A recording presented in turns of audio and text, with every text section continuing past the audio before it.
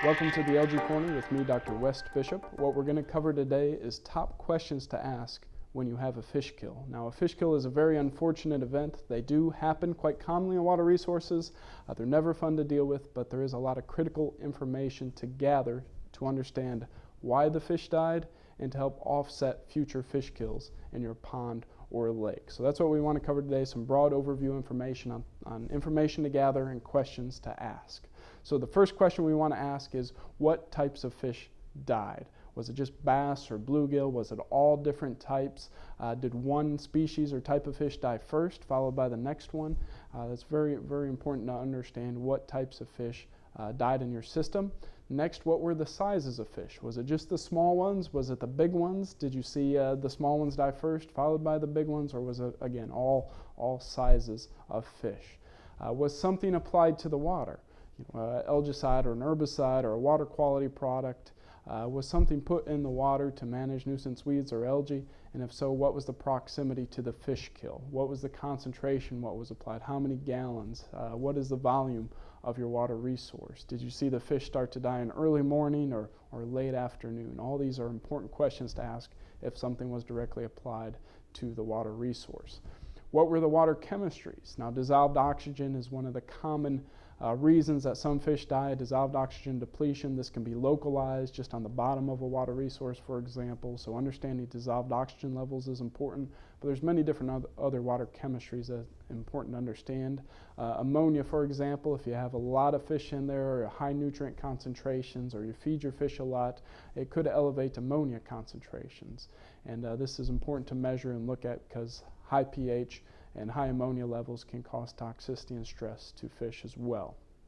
Now, what was the weather like? Did you have a lot of different cloudy days or rainy days? Was it really windy, or was it just really hot, stagnant, and sunny? So document the weather events around your fish kill and the proximity to your fish kill to help us understand if that was a factor.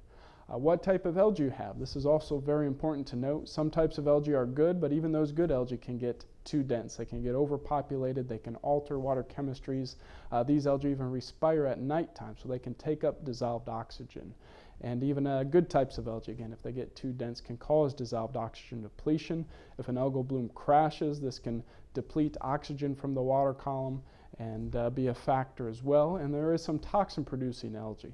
Promnesium parvum or the golden algae can produce some toxins that greatly negatively affect fish. Some euglenophytes can kill fish, and a lot of cyanobacteria may have toxins that can again cause a fish kill as well. So document that type and density of algae you may have in your site. Document what other organisms were affected. Did you see any tadpoles dying or turtles dying or even ducks and geese? Was there any other animals near your water resource that you saw mortality with? That's important to document.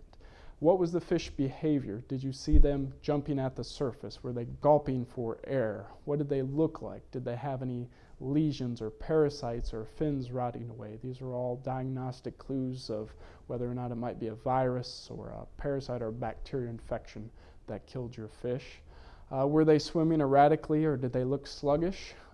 Again, that behavioral issue. Was there still live fish out there? Was there some fish left in your site that are still very healthy and living? All this is good information to document. It's important overall not to jump to conclusions. There's a lot of interactive factors that can all be compiled, a perfect storm, if you will, that cause these fish kills. Don't jump to conclusions. Don't just blame one thing right off. Let's really gather all this information, look at it objectively. We really want to understand why those fish died and offset that potential for a future fish kill. So please visit us if you want to learn more information or contact a CPRO technical specialist near you to answer more questions. Thank you.